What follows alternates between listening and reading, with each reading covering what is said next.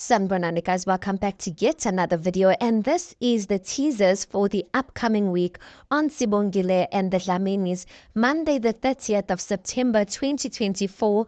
Gwenzo's shocking revelation about Klina and Vusi finds support from an unlikely ally. That's going to be interesting, you guys. Unjengai and Peteni give Vusi an ultimatum.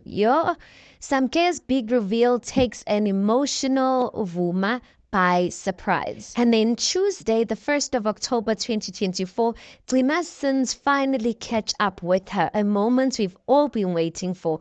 Vuma's heart is warmed as Samke proves to be a godsend. Elsewhere, Uvelepi and Amiso are adamant about building a career out of Velepi's dance skills. I wonder, guys, what is Amiso's deal with Uvelepi? Then Wednesday, the 2nd of October 2024, taking advantage of a vulnerable Vusi, Chabu gets a chance to dig for duds. Chabu? Meanwhile, Samke makes an impression on Mbalenhle. Sipho feels abandoned by Uvelepi.